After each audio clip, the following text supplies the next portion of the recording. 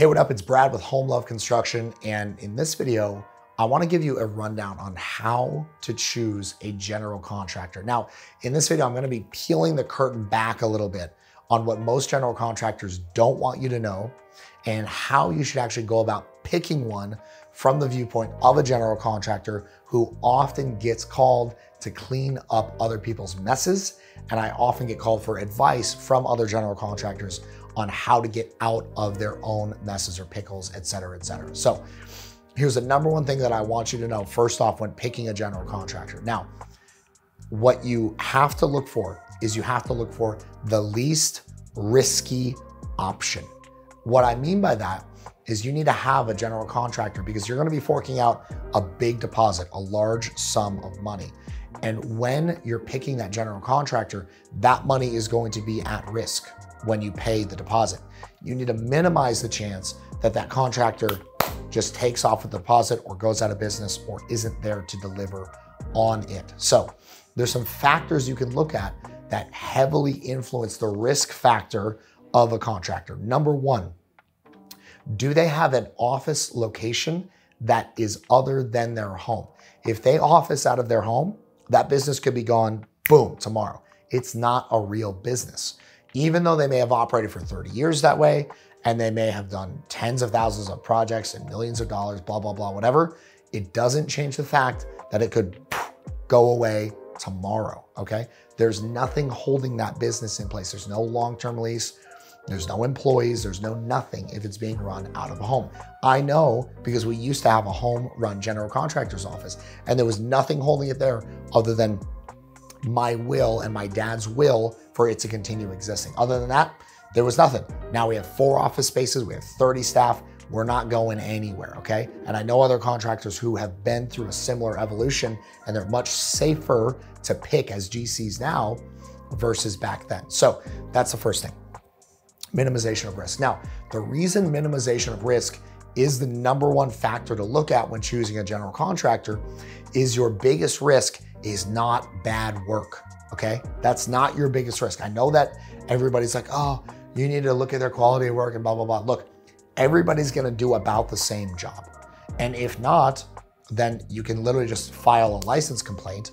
And if it's a valid issue, then something that they actually did that's subpar and doesn't meet industry standard, the state will force them to fix it or revoke their license. It's a simple process. Now, you have that lever if you choose a legitimate contractor. If you go with a contractor who offices out of their home, God, geez, doesn't have a license, I couldn't even imagine doing that, and has really no actual business to speak of that's not being regulated by the state, you basically have no recourse. In fact, you could get in trouble for hiring a guy who's unlicensed. Most homeowners don't know this, but you're actually on the line. If you hire an unlicensed contractor, you get in trouble with them. It's literally both people get in trouble. It's so crazy, but that's how it goes. So number one is choose a contractor who is trustworthy on paper. Not, oh, he seems like a trustworthy guy or blah, blah, blah. No, he has a physical office location. He has a license from the state. The state recognizes that his business exists. That is all kind of just the basics that have to be in for you to even consider choosing a general contractor. If they don't have those things, they should be discarded immediately. They should not even be considered for your project. You should not let them come set foot on your property because that could actually be considered illegal activity of impersonating a general contractor in order to give a quote. So this is really serious. And I know, a lot of my videos are more happy and uptone, but it's a really serious subject that I'm trying to make people more aware of. The fact that GCs can come in, take your, they're not real GCs, they're fake GCs. Come in, take your money, and then you never hear from them again, and there's nothing you can do about it. That's the craziest thing is there's basically no recourse for these people other than try to sue them in court for the resources and assets that they have none of because they don't have a real business. So that's number one is safety of the business. Now, number two, and this is gonna piss a whole bunch of people off. This is gonna piss off homeowners, contractors, I don't care, it's the truth. If you're gonna hire a general contractor who uses their own labor, you need to make sure there's a limiter on how many projects they're taking on. If it was me, I would never hire a general contractor that uses their own labor. The reason why is somebody, and by the way, I used to use all in-house labor. That's how we used to run Home Love Construction. We stopped that because of this exact reason. The law says that you cannot hold an employee responsible for their work. You cannot. You cannot withhold their pay. You cannot sue them. There's nothing you can do to an employee if they screw up somebody's house. There's nothing. You cannot do anything to that person. They're protected under the law from the employer. So when the employer goes to hold the employee's feet to the fire, what do you think they do? They quit and they leave. How do you think I know this? I've experienced it many times.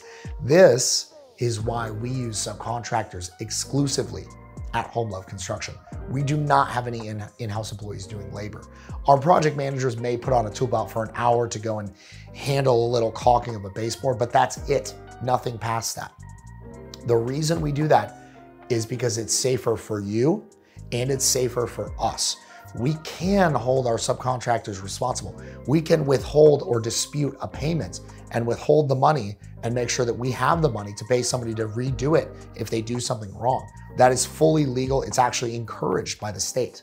So that is fully within our rights if we're using a subcontractor crew. If you're using employees, there's none of that. A, you have to make the payroll every week. You got to keep paying the people, whether they're doing a good job or not. And two, you by law cannot hold them responsible. You cannot withhold their pay for doing a substandard job, okay? And if you do, it's this huge rigmarole and payroll deduction and blah, blah, blah, blah, blah. And they'll just freaking quit anyways. So with that, realize that if you're going to use a general contractor who uses his own employees, A, I just wouldn't do it. B, if you do it, realize he's also limited on the capacity of work he can take. Because a guy who's using his own employees to do all the labor, he may be saving money. He may even be saving you money, quote unquote.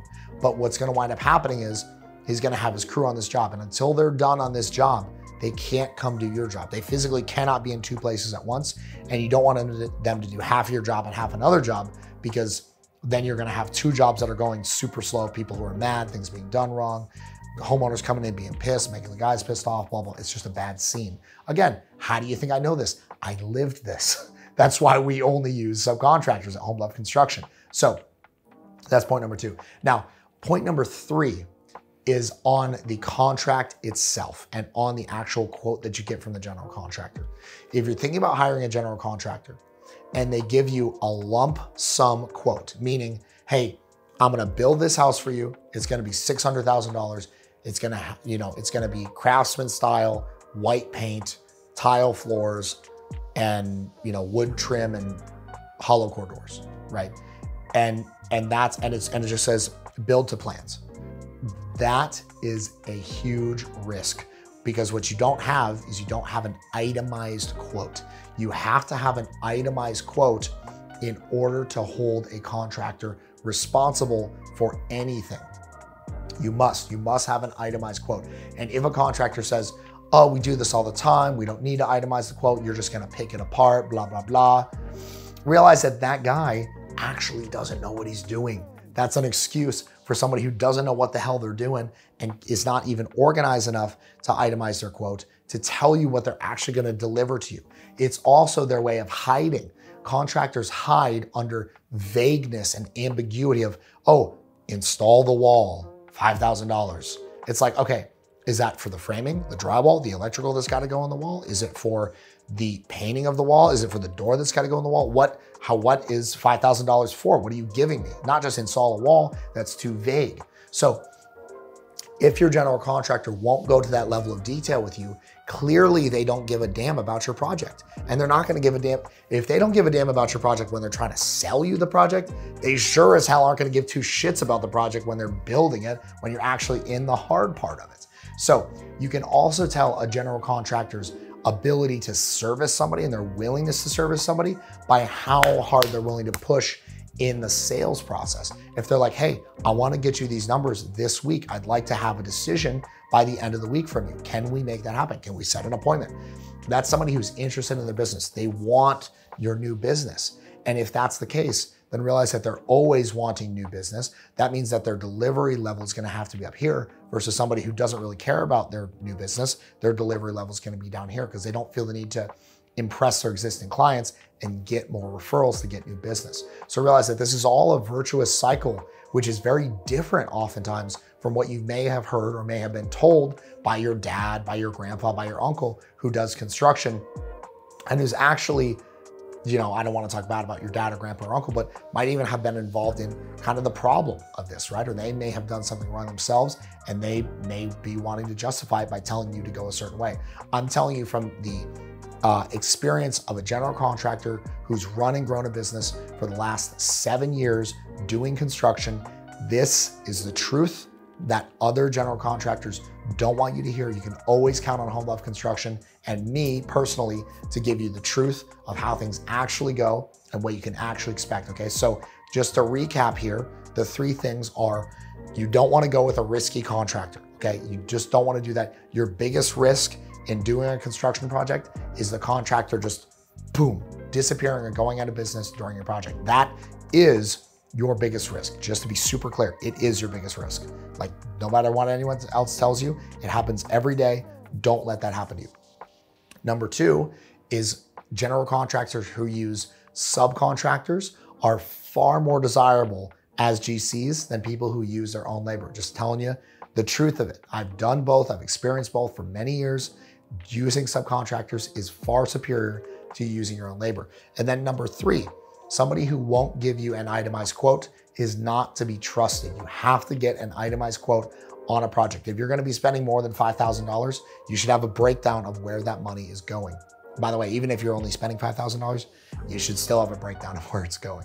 You should have an itemized quote, okay? And then the other thing to add on the contracts that I didn't mention before is never sign a cost plus contract. That is a death sentence to your bank account. Okay, so that said, if you need more information about these, you can always email me at brad@homelove.construction. I'll be happy to hear from you. If you're looking for a renovation in the Tampa Bay area, please go to homelove.construction, click the get a quote button, and we will get in touch with you about doing your project. We have a team of estimators that would love to help you plan and execute a project. We're here to help you. I'm here to help you, and I hope that you're planning an amazing project for your home. I love seeing these things done, and I'm here to help you in any way I can. So any questions you have, send them to brad@homelove.construction. I'll be happy to answer them and make future videos with them as well. Hope you have a great day. See you in the next video. Peace.